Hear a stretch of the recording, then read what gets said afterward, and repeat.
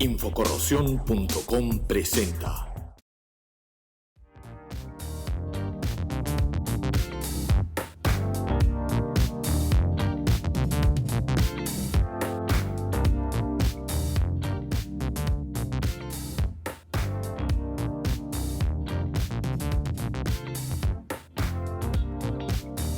Adelante, por favor, Guillermo. Bienvenido a Sesiones Técnicas Infocorrosión.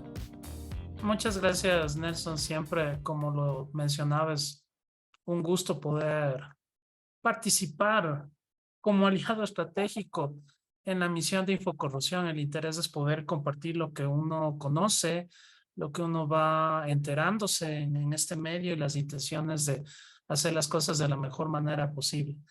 El tema que vamos a tratar hoy, el tema que estoy compartiendo, es un tema novedoso hasta cierto alcance. No es algo que se trate con mucha frecuencia, es algo que ha comenzado a darse un poco más de profundidad en la actualidad en lo que es difusión de temas. Es relacionado sin duda a la durabilidad de los activos, ¿no?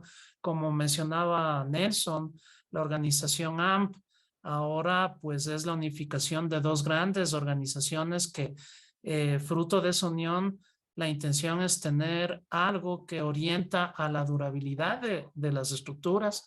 Por eso ya no hablamos solamente de corrosión o de deterioro o daño o de recubrimientos o pinturas, sino todo lo que abarca hacer que una estructura tenga la mayor durabilidad posible. Entonces, con esa intención, el tema de hoy está conectado a ese interés de compartir en nuestra región estos temas que aún no está muy en boga. Esperemos que vaya cada vez cogiendo un poco más de viada, por decirlo así, el tema a compartir.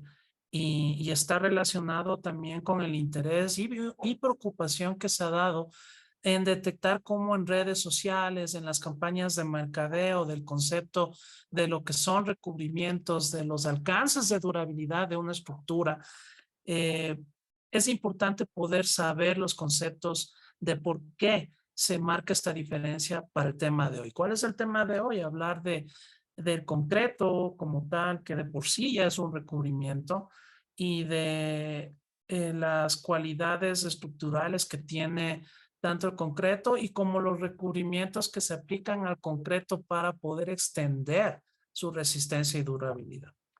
La primera imagen que comparto con ustedes es, pues aquí vemos el Panteón Romano. No es la primera charla en la que la comparto, tampoco soy el primer ingeniero que en charlas comparte, porque es muy visual, es muy claro la intención al hablar de estructuras de concreto que tengan una permanencia en el tiempo.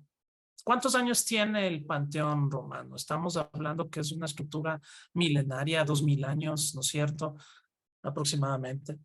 Y es una estructura de concreto que está ahí, que existe, que podemos verla con un altísimo nivel de cuidado, un altísimo alcance de alta durabilidad y bajísimo deterioro. Entonces, ¿qué es lo que involucra? ¿Cuáles son los aspectos? Este concreto como tal, ¿por qué ha resistido en el tiempo cuando comparamos con otras estructuras modernas? Hablamos, ¿no?, de envejecer. Entonces, ¿cuál es el secreto para que estructuras como el Panteón Romano estén en el tiempo y sean tan longevas en buenas condiciones? Entonces, ¿por qué tenemos esto? Miren estos ejemplos de estructuras modernas, de estructuras que tienen no más de 50 años y que ahora en la actualidad, cuando hablamos de estructuras modernas de 50 años, inclusive ya comienza a revisarse el alcance de que deben darse de baja, de que ya han alcanzado su extensión de vida útil, de que no perduran en el tiempo. Esto que vemos aquí es el caso de una estructura, son unas vigas de un puente en un entorno salino altamente agresivo, altamente húmedo, con las crecidas del río además también que afectaban la estructura de concreto. Entonces aquí esto me deja también mostrarles a ustedes, vemos los aceros de refuerzo, extremadamente deteriorados y hay partes en donde ni siquiera ya existen, ¿no? La afectación al acero de refuerzo es tan notorio que ya no es acero de refuerzo. Está completamente retornado a su estado primitivo, digámoslo de alguna manera, ¿no es cierto? ¿Qué pasó aquí? El concreto se fue deteriorando, se fue removiendo, se fue afectando de muchos alcances, de muchas maneras. Y el concreto era el primer agente protector estructural y protector para ese acero de refuerzo. Entonces, primero se fue afectando, debe haber cambiado su pasividad, la alcalinidad empezó a deteriorarse, a afectarse, reventarse, destruirse, y ese acero que estaba protegido por el concreto quedó expuesto. Entonces, si tenemos nosotros el concepto de que el concreto es un recubrimiento protector para el acero de refuerzo, imágenes como estas nos dejan comprender que no se debe sobreestimar las cualidades de recubrimiento protector del concreto, así sea de condiciones estructurales inclusive, porque es un elemento que está también a la intemperie de muchas afectaciones externas.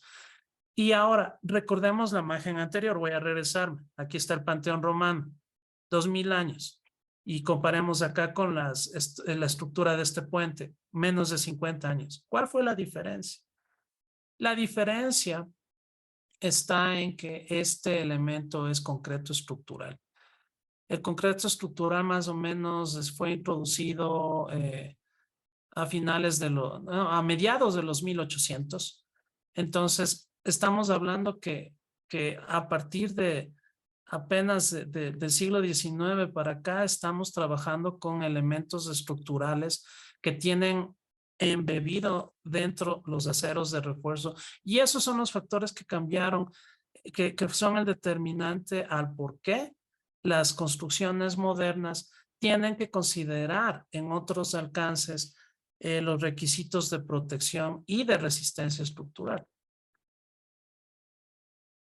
¿Qué ha sido uno de los orígenes de compartir este tema? Como les decía, la promoción ahora, que es a través de la web y de las redes sociales, es muy fuerte y de repente no se ve los temas. Aquí podemos ver una grieta, el mensaje que nos da el gato en la publicidad dice: las grietas no son por mala suerte, correcto, uso por productos de calidad, pero ¿con qué extensión?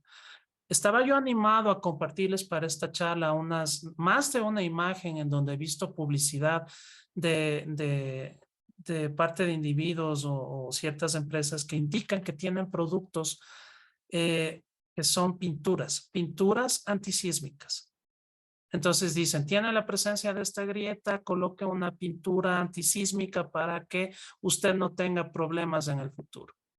Entonces, bueno, decidí no poner la imagen, pero sí transmitirles la intención de este tipo de mala difusión de una intención, de una real necesidad. Entonces, aquí hay que tratar la grieta, pero una pintura tal vez vaya a cubrir la grieta y la grieta, si es que es activa, va a volver a quebrar la pintura, sin duda. Me pregunto yo, y probablemente estén ustedes preguntándose o por preguntarse, ¿qué quiere decir una pintura antisísmica? ¿Que va a resistir un temblor, que va a resistir un terremoto, que por ser pintura va a ayudar a que la estructura no afecte a la pintura, o va inclusive a depender a que contribuya a que la estructura sea más resistente por las bondades de la pintura antisísmica al temblor? Y nos hemos topado en lugares en donde, inclusive en una planta de tratamiento de agua potable, estaban dejando hacer pruebas, dando espacio a un oferente para que aplique una pintura con cualidades supuestamente sismo resistentes. Entonces, aquí viene el interés, ¿no?, de poder tener las concepciones claras. En los sistemas estructurales, como vemos acá, se debe generar una tolerancia al daño. ¿Y eso qué va a hacer? Va a hacer que el sistema funcione dentro de parámetros de diseño, ¿sí? para poder tener una durabilidad en función de las cargas que va a estar expuesto. Y el sistema no presente fallas ante la presencia de un nivel de daño específico, ¿no? Entonces, siempre cumple dentro de un diseño.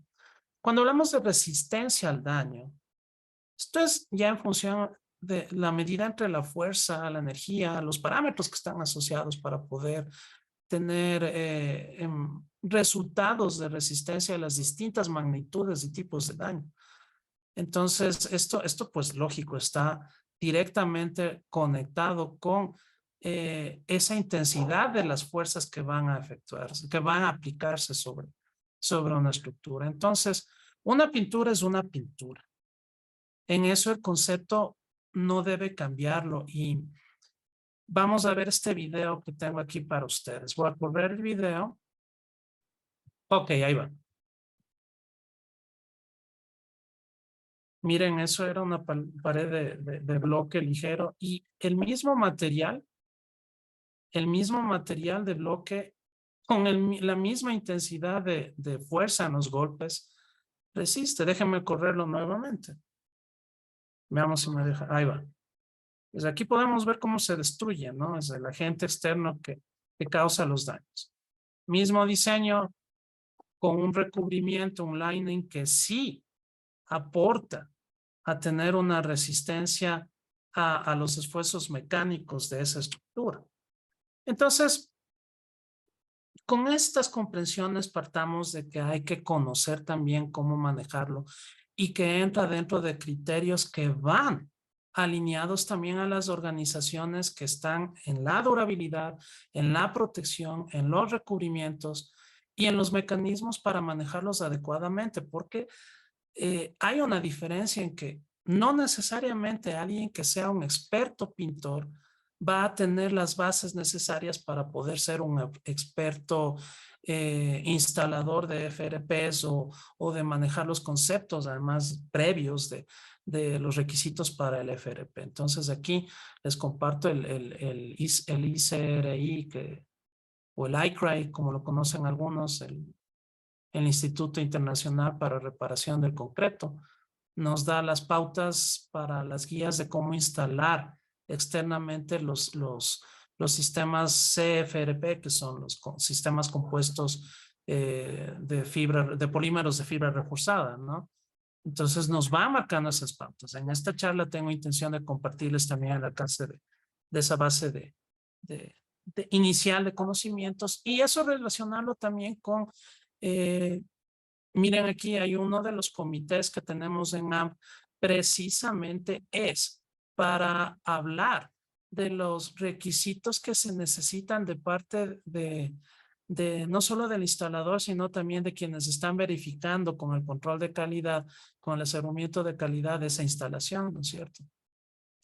Entonces, avanzando con la charla, pues vamos repasando conceptos para poder ir armando el tema de pinturas, recubrimientos y la cualidad estructural. El recubrimiento es un líquido pasta que en su composición es convertida de un estado sólido, semisólido por evaporación, enfriamiento, la polimerización.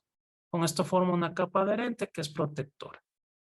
La pintura entra en la clasificación para utilizarlo como ocasiones decorativas, de protección sin duda, pero distingue más a esos coatings, a esas pinturas que están, a esos recubrimientos, perdón, que están alineados a pigmentar, que son de uso residencial y comercial. Por supuesto, más adelante vamos a topar también que hay las otras categorizaciones en donde vamos a ver, ¿no? Que hay interconexiones entre las diferentes categorías justo aquí, ¿no? Entonces nosotros tenemos y recordamos, por ejemplo, también las categorizaciones que se revisan cuando se hacen las premiaciones para lo que es AMP inclusive, ¿no? Las categorías de recubrimientos, pinturas arquitectónicas, comerciales, industriales y estructurales. Entonces, aquí comenzamos ya a ir teniendo un poco más de comprensión de cómo diferenciar.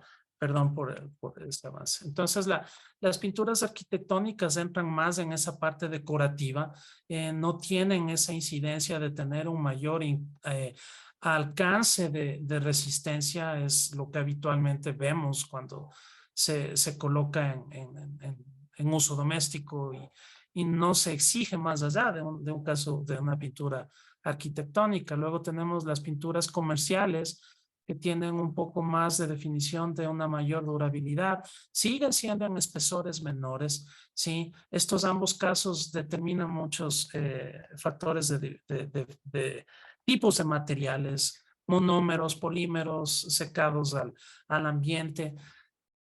Tenemos luego las industriales, en donde ya comienza a llevarse a un alcance más de mayor demanda para la durabilidad. Sistemas High-Bil ya comienzan a hablarse espesores más cerca a los 20 mils de espesor en pintura seca, en recubrimiento seco. Y luego tenemos ya la categoría estructural, que es en donde estamos hablando el tema de hoy, que ya contempla tratar los requisitos que estamos hablando, de que cumplan con ciertas cualidades de resistencias a esfuerzos mecánicos.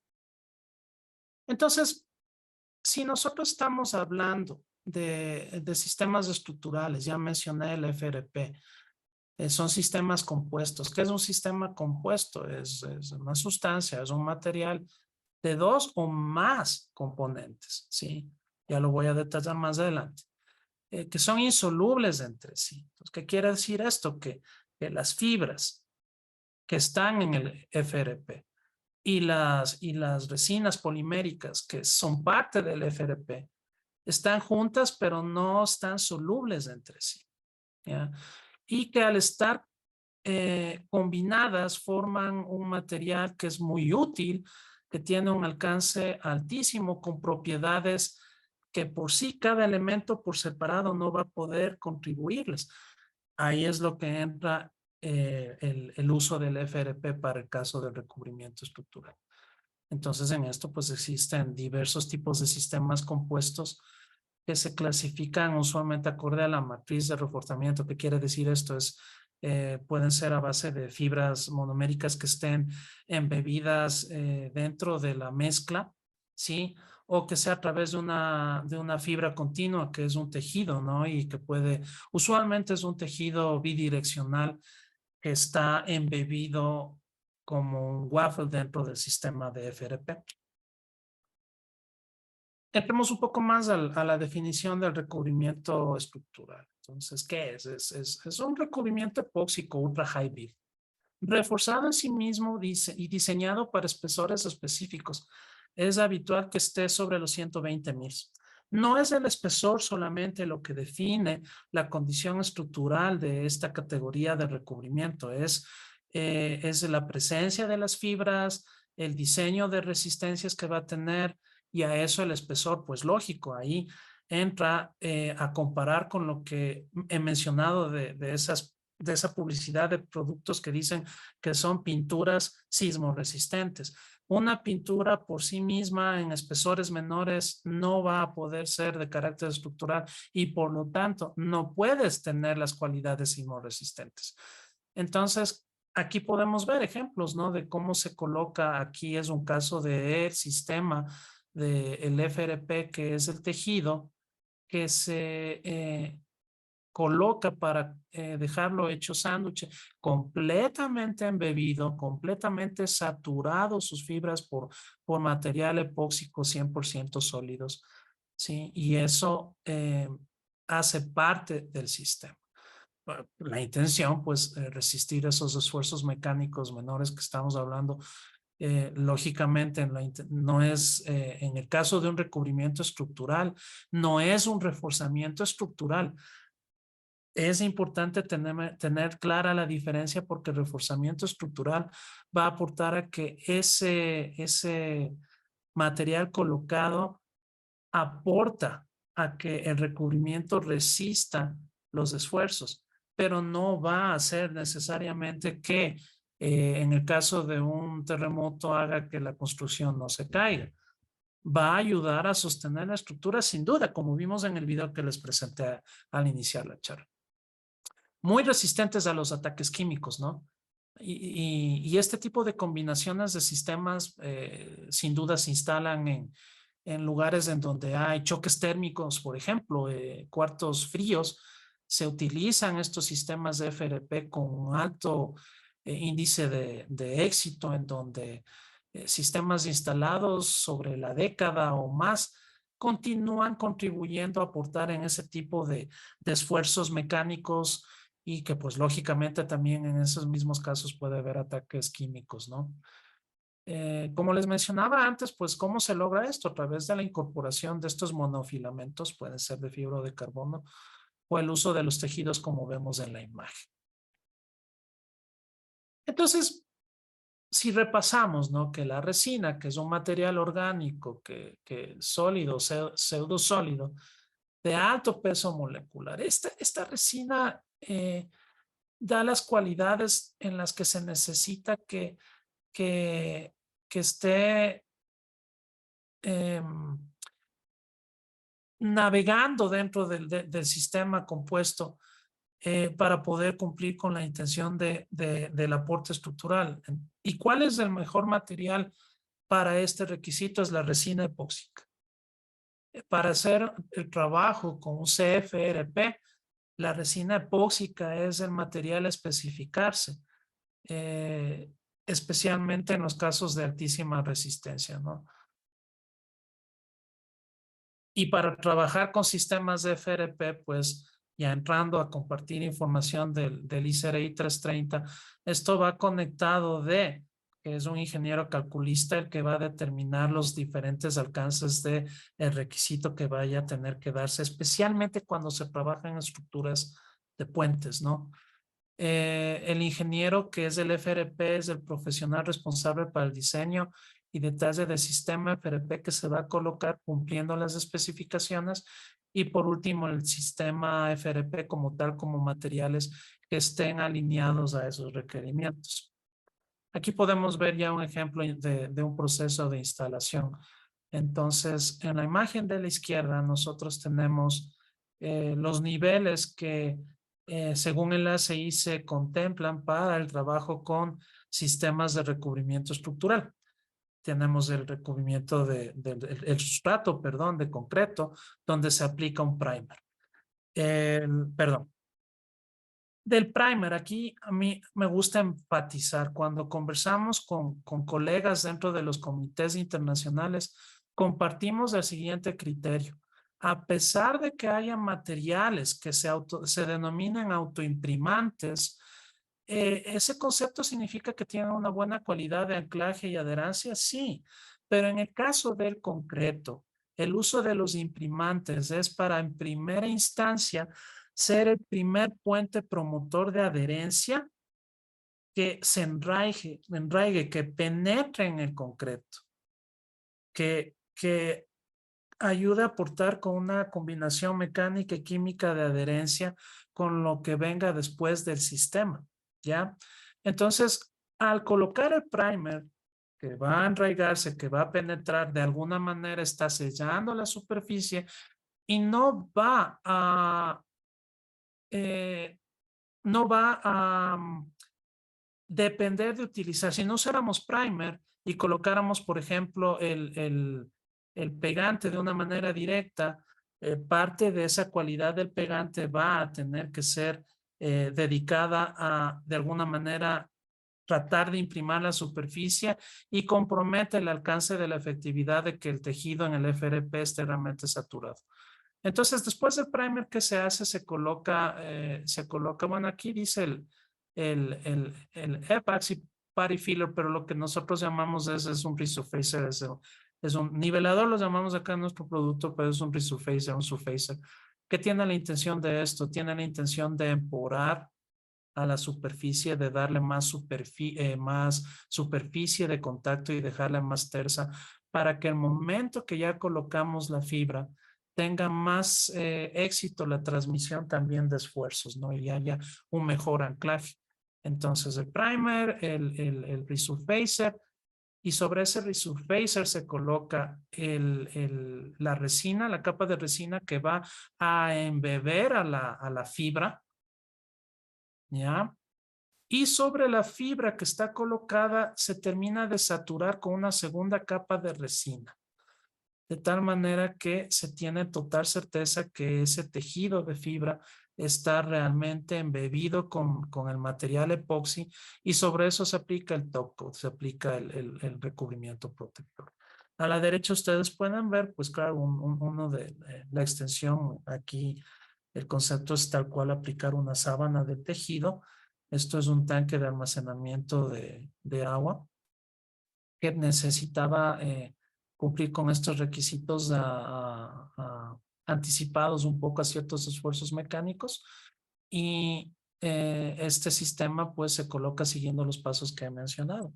De tal manera que el resultado final es este. La imagen que ustedes están viendo acá es en uno de los hangares bueno, ya no nuevo aeropuerto, del aeropuerto actual de Quito, en donde el sistema está colocado en un alto espesor para poder tener la fibra hecho waffle, como ustedes ven aquí, para tener esa alta resistencia a la demanda de la carga de las cargas puntuales de los pesos de los aviones, ¿no?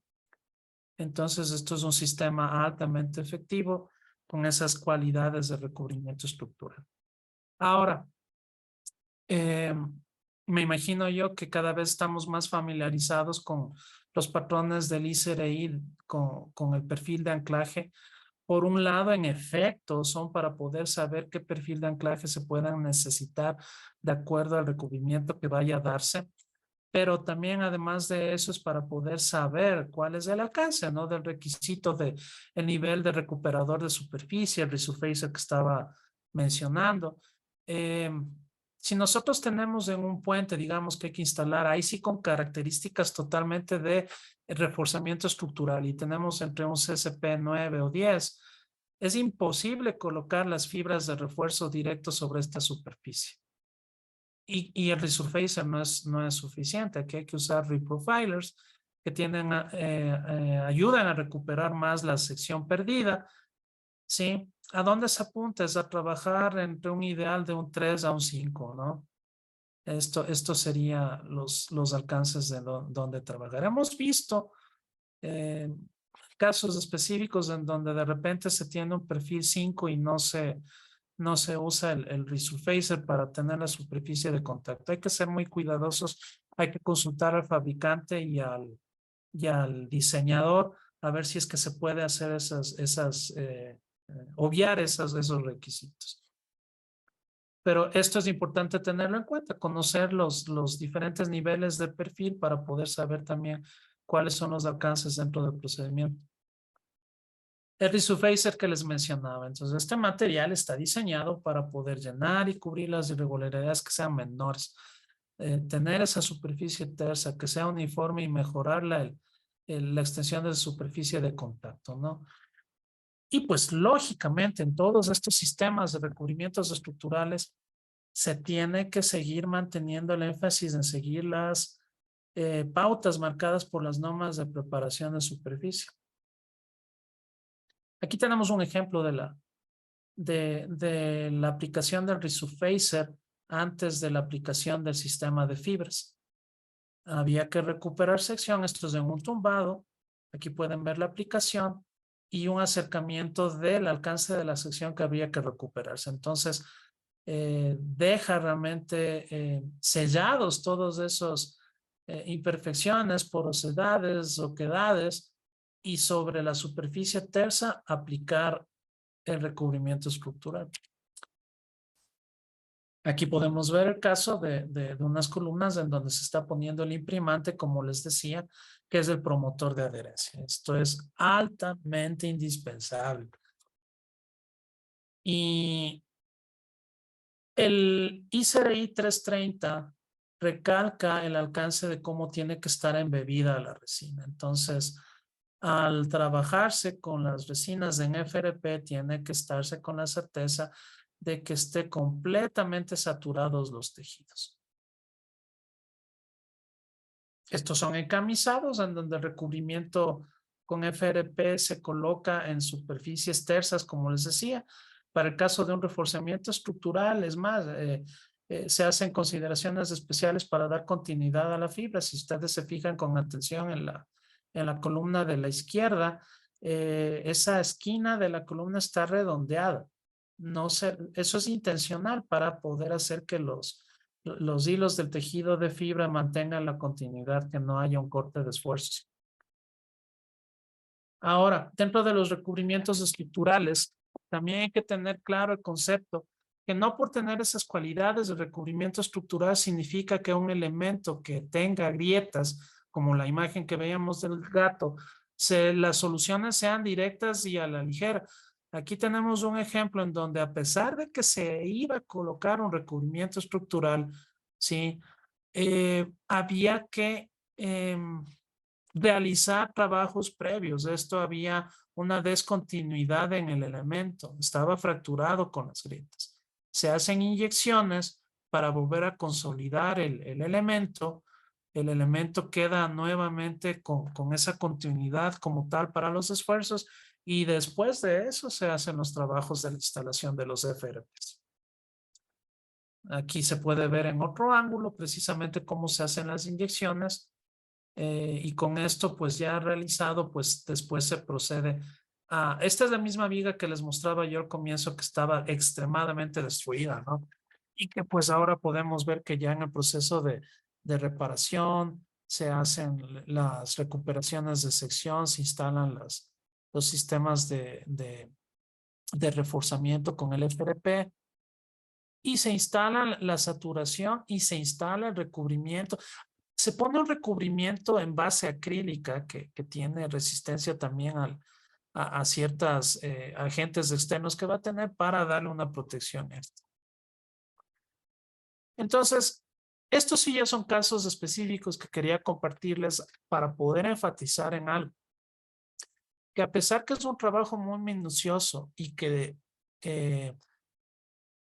trasciende lo que podría pensar un aplicador de recubrimientos que pueda manejarlo, es importante tenerla a mano las normativas del ISRI 330, las pautas que se da para la aplicación que nos proporciona y poder cumplir los pasos, ¿no? Y combinarlos con los requisitos también del ISRI para reparaciones previas que tengan que darse antes de la colocación de los sistemas de recubrimiento estructural. Entonces, con eso, pues lógicamente se enfatiza que no solamente es el acabado, no solamente es el preacabado, la preparación de la superficie que estamos hablando para poder colocar el reforzamiento involucra también todos los criterios previos el énfasis que me gusta hacer, ¿no? En juntas, en la imprimación, en la utilización de morteros, bacheos. Y pues claro, ya el resultado final se puede ver que el reforzamiento estructural, el refuerzo estructural está colocado y el trabajo final pues aporta a tener algo que no solamente se instaló una pintura para perder las grietas que se estaban presentando en la estructura, sino que se hizo una consideración previa de las necesidades de resistencia y después de eso aplicar la pintura como tal. Y todo esto se trabaja enfatizando la conexión entre AMP para poder marcar las normativas de todos los alcances de durabilidad que se necesita en la estructura con el ISRI para los criterios de reparación conectado pues a SSPC. A pesar de que la organización es AMP, pues obviamente hay muchas normas y certificaciones que aún van a mencionar SSPC y NACE, las pautas que da el ACI en caso de concreto con el American Concrete Institute. Ahí tenemos nosotros las guías del 515 para temas de recubrimientos, el 562 para temas de reparación, el 546 igual. Y pues OSHA, ¿no? Que es sobre todas las instancias la seguridad. Lo que les mencionaba, ¿no? Aquí está, digamos, resumido las normas que están relacionadas para poder trabajar de una manera adecuada con los recubrimientos estructurales. Menciono la CI 440 porque si estamos hablando de la noción de recubrimiento estructural y que, como estamos viendo, categoriza también los reforzamientos estructurales. Si ya se quiere alcanzar la noción de trabajar con reforzamientos estructurales a base de recubrimientos estructurales, el ACI 440 es la base para poder tener esos requisitos. Y acá pues otras normativas también que nos hablan en base a cómo hacer los controles, ¿no? Con el ASTM D3039 nos deja hacer las pruebas de tensión a la matriz de los materiales. Esto es cuando tenemos ya las resistencias que se quieren ver al corte, a la tracción, al arranque, junto al ASTM 7522 y al D7565. Especialmente el último es más relacionado para los laboratoristas que pues lógicamente van a apuntar más de esto para lo que es usos de ingeniería civil. Y en esta lámina podemos nosotros ver las guías y normativas del ICRI de la serie 310 para lo que son preparación de superficies, selección de materiales, en el tema de reparaciones, ¿no? Y pues con el 320 es para seleccionar, especificar materiales sobre estas superficies de concreto, y el 330 que es la que hemos basado bastante de lo que he compartido con ustedes para poder saber, trabajar con lo que es recubrimientos estructurales. Ahora, todo este énfasis que se está haciendo de conocer de recubrimientos estructurales y de relacionarlo con las organizaciones y los contratistas aplicadores de recubrimientos, también nos lleva a que en AMP tenemos programas certificadores para contratistas que precisamente ayudan al contratista y pues lógico al cliente final, dueño de los activos, a poder saber que el contratista se está alineando a trabajar con estos recubrimientos estructurales y de FRP. AMP cuenta con varios programas, uno es para aplicación en campo, en talleres arquitectónicos, materiales peligrosos. En el caso del concreto es el QP8. Entonces ustedes entran, buscan información, el QP8 les deja ir alineándose a qué necesita ir cumpliendo el contratista, y en el caso de recubrimientos estructurales llega hasta ese alcance de poder aportar con lo que el contratista debe tener en su background para poder tener ese aval, ¿no? De que efectivamente pueden manejar este tipo de requisitos. Esto les comparto también para poder indicar, ¿no? Que en lo que es las especificaciones, ¿no? ¿Quién va a ser la persona que está a cargo de rechazar los productos que no estén especificados, que sí entren en la especificación, que haya productos alternativos? Esto es importante conocerlo porque si estamos viendo que al momento hay una difusión de productos que dicen cumplir cualidades estructurales, que se autoetiquetan ser sismo resistentes, los especificadores debemos tener el conocimiento de base para poder saber qué productos sí funcionan, qué productos no son dentro de las especificaciones, o cuáles son análogos, cuáles no son análogos. Y poder con el producto específico adecuado tener los procedimientos de instalación, ¿no? En donde pues se conocen las condiciones. Miren cómo entra ya en indagar a lo que un contratista de recubrimientos pues lógicamente tiene que relacionar, pero incluyendo al alcance de lo que es el sistema de FRP. En el caso de las instalaciones de los recubrimientos estructurales, debe considerarse también tener en cuenta cuando hay obstrucciones, ¿no? De repente, a veces con la aplicación de una pintura hay un elemento que esté en el camino de la instalación, no va a ser mucho problema tratar de aplicar la pintura alrededor de este obstáculo, pero en el caso del recubrimiento estructural puede ser que tenga una incidencia más marcada en su funcionalidad final, y pues lógicamente ahí tendrá que considerarse cómo manejar esas obstrucciones si es que tendrán que ser removidas o si es que habrá cómo considerarse alternativas para poder trabajar con el recubrimiento estructural alrededor de alguna manera de estos obstáculos. Entonces, igual deberá presentarse los planes de control de calidad en donde estén determinados los procedimientos de inspección de las superficies antes de instalar el EPRP. Me he encontrado yo con un caso en donde había que instalar los recubrimientos estructurales y el dueño del activo, bueno, más que nada a través del representante del dueño del activo, pensaba que no era imperativa la preparación de superficie, porque erróneamente se enfocaba a confiarse que por ser de carácter de recubrimiento estructural iba a solventar hacer una buena preparación de superficie. Es una locura pensarlo. Para mí eso es una locura pensarlo. Pero sin embargo, pues esta persona lo tenía así y ahí la importancia de por qué aquí insisto en presentar, ¿no? Que las condiciones son las mismas que cuando trabajamos con recubrimientos en las otras categorías.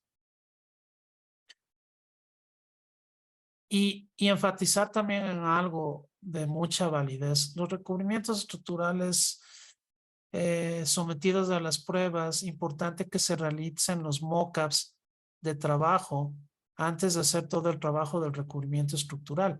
Cuando se hace la instalación de una pintura tradicional o de un recubrimiento industrial inclusive, si no falla y si no cumple, perdón, y ha fallado,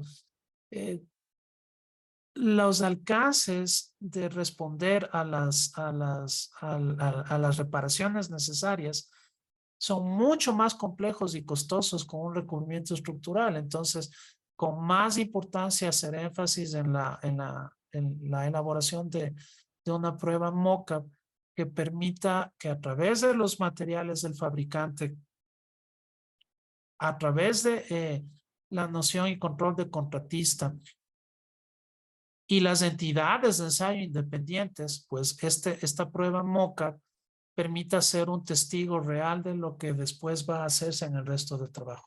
Por supuesto, se van a mantener los hitos de control sin duda, pero el MOCA se hace más crítico todavía cuando se están haciendo trabajos con reforzamientos, recubrimientos estructurales.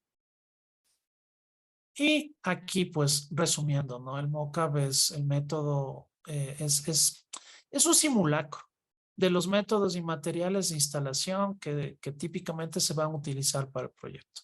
Este MOCAB deberá representar las condiciones ambientales y de campo que se espera en el proyecto, con el personal que va a estar ahí, con los métodos de instalación, de tal manera que se pueda ahí verificar todos los esfuerzos, los buenos resultados del trabajo y hagan que sea más certero el trabajo final.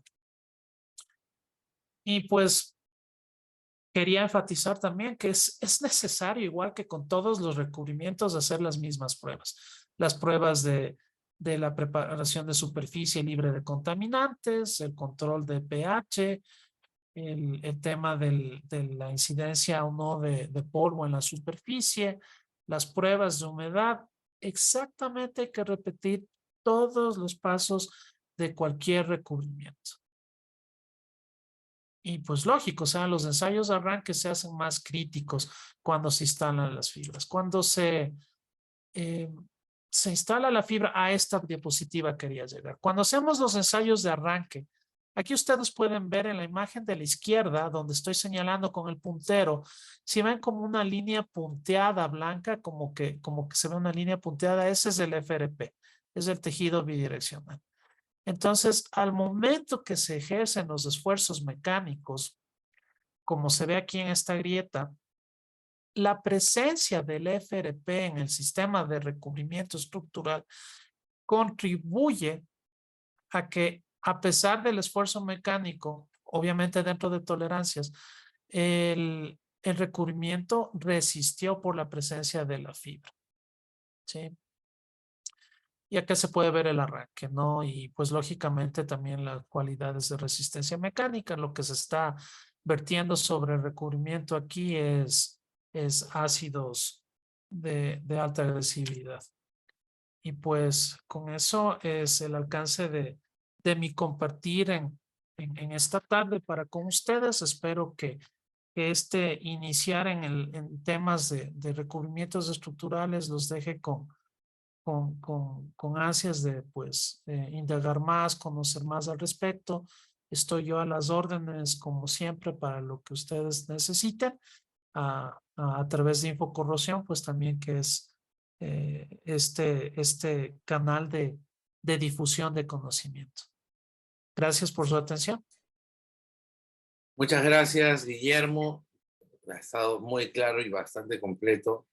Felicitaciones. Gracias por compartir toda esa información. Y bueno, tenemos una pregunta de Audrey Morales. Ella se encuentra en El Salvador. Saludos desde acá, Audrey. Ella pregunta, ¿qué se recomendaría para estructuras que están en los llamados bin en las bodegas de fertilizantes, en especial de urea? Ya, bueno, estaba viendo por fertilizantes que tienen una alta agresividad y como la urea. No estoy relacionado con el término bin. Mis disculpas por eso, pero en términos generales de los fertilizantes, que es muy similar incluso a lo que se tiene que colocar en las plantas de tratamiento de aguas residuales, o que se instala también, digamos, en los sistemas de alcantarillado, ¿no? En donde se tiene esta alta agresividad por estos materiales en descomposición. Entonces, gracias, Audrey. Sí, los pasillos de concreto en donde se separan los fertilizantes. Sí, correcto. Entonces, en esencia, entra en el mismo concepto, ¿no? De tener estos espacios en donde el concreto está expuesto a los ataques químicos, en varios estados, ¿no? Y esencialmente los estados gaseosos afectan muchísimo ahí. Lo que nosotros hemos instalado en nuestra experiencia precisamente son sistemas como el que acabamos de hacer énfasis en la tarde de hoy. La combinación de la fibra con el recubrimiento Hi-Vid 100% sólidos es lo que nos da excelentes resultados. Hemos instalado esto para clientes en plantas procesadoras de alimentos y como he mencionado, en plantas, no de fertilizantes, sino de estas aguas que tienen que ser tratadas, en donde el ataque químico es altamente agresivo, ¿no? Es certero que este tipo de sistemas funcionarían para ese requisito. Si no se contemplara sistemas estructurales como el presentado, que inclusive el diseño de durabilidades que puedan alcanzar no solamente 10 años, sino apuntar a que superen las 2 décadas. Sistemas que no contengan el FRP pueden ser utilizados, tienen una durabilidad menor. Sin embargo, la tendencia de proveedores, no solamente como nosotros, Sedmix, sino también hay algunos proveedores en Estados Unidos también que están trabajando en esto y que igual trabajan para estas condiciones de alto deterioro, de alta agresividad al concreto, mantienen la alta recomendación de utilizar sistemas estructurales a base del FRP. Ok, perfecto, muy bien. Muchas gracias también de parte de Audrey. Un comentario adicional de Patricio Palacios, que concuerdo completamente con el detalle de la aplicación de los imprimantes, sobre todo si no se cuenta con un producto de alta adherencia o tolerante a superficies con poca preparación, como es en el caso de los compuestos de Belsona, que es una de las marcas. Esto se aplica directamente sobre la superficie preparada con excelentes resultados a largo plazo, ¿no? Correcto, sí, gracias por compartirlo, Patricio. En efecto, sí, conozco los productos de Belsona, los categorizo dentro de la honorable competencia. El tema es que sí, correcto, se necesitan productos de alta adherencia. En el caso Sedmix tenemos análogos a este tipo de productos de Belsona en donde cuando no se dispone del imprimante, cuentan aún con una alta adherencia. Es más, estos productos como el de Belsona o el de Sedmix son la base para utilizarse como sueldas en frío de hormigón viejo con nuevo. de concreto viejo con nuevo. Entonces se aplican, ¿sí? No son de por sí imprimantes como tal, pero se aplican de tal manera que se tiene un elemento antiguo de concreto, obviamente con la superficie preparada, y se vacía sobre esto el nuevo material del concreto para soldar los dos elementos. Ahí es donde se aplican estos productos que, a pesar de no colocar los imprimantes dedicados, tienen esta cualidad precisamente para poder actuar como lo que estamos hablando, suelda el frío, ¿no? Sin embargo, a pesar de tener esa alta confianza en estos productos de cualquiera de estas casas que estoy mencionando, para los casos de querer apuntar a la mayor prolongada durabilidad posible, el uso de los implementos siempre va a ser la mayor y mejor manera de poder asegurarse a que el concreto responda desde sus bases con mayor anclaje. Pongamos, por ejemplo, a veces se tiene un concreto antiguo en donde por X y Z razones superficialmente está muy debilitado. Entonces, lo que estoy yo llamando, digamos, para mantener la línea, estas sueldas en frío, como no tiene toda esa cualidad de penetrar en el concreto, se va a soldar muy bien sobre una superficie de hormigón que estaba debilitada. Eh, entonces, por supuesto, a pesar de que se hagan estudios para ver el alcance de la resistencia al arranque superficial del concreto antes de un recubrimiento, pero no hay nada que hacer. El primer dedicado va a ayudar a consolidar de mejor manera, por mayor penetración, la superficie de estas superficies, las superficies de estos elementos de concreto antiguo. Perfecto, muy bien, muy bien. Muchas gracias, Guillermo, por la explicación. Yo creo que este tema da para más, para poder seguir hablando un poco más o de repente por ahí tener algún contenido contenido para algún artículo, ¿no? Con nosotros.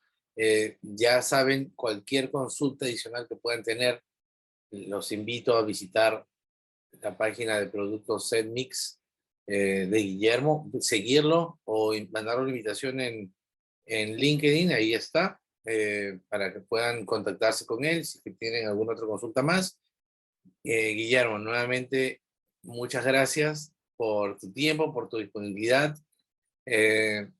Sí, Guillermo ha estado con una agenda súper recargada y la verdad es que yo valoro un montón que haya podido darse el tiempo para poder compartir con nosotros estos conocimientos, y espero que para la segunda temporada o la segunda parte de esta temporada de Sesiones Técnicas de Infocorrección de repente podamos tener un poco más de tus conocimientos en otra sesión. Claro que sí, Nelson. Más bien al contrario, gracias por siempre dar este espacio. Es verdad que las agendas últimamente, por las responsabilidades con el directorio, son altas y el impulso además también que se ha estado tratando de dar para recuperarnos post-crisis COVID, que seamos realistas, este año ha sido muy intenso, creo, para todos globalmente, ¿no? Entonces, ese aprecio que se tiene a ti, Nelson, a Infocorrosión, no solo a tu canal, es a ti, de ver ese empuje que tienes de querer transmitir esto, y pues si podemos apoyarte eso, siempre estaré disponible a como sea de lugar. Ajá. Muchas gracias, Guillermo. Queda abierta también la invitación a todos los que están en este momento aquí en la sala, que quieran compartir sus conocimientos, sus casos de éxito, sus experiencias, para que aprovechen la plataforma que les estamos ofreciendo en Infocorrosión y de esa manera pues seguir generando contenido de valor para toda la industria, para nosotros, para seguir nutriéndonos, seguir aprendiendo y seguir creciendo profesionalmente, ¿no? Les agradezco a todos por su asistencia, nuevamente por su confianza, por ser parte de la industria, por ser parte de esta familia infocorrosionista, y a seguir aprendiendo, a seguir creciendo. Les mando un muy fuerte abrazo a todos ustedes Nos estamos viendo muy pronto. Muchas gracias, Guillermo. Hasta pronto. Gracias, Nelson. Gracias a todos. Cuídense mucho. Un fuerte abrazo.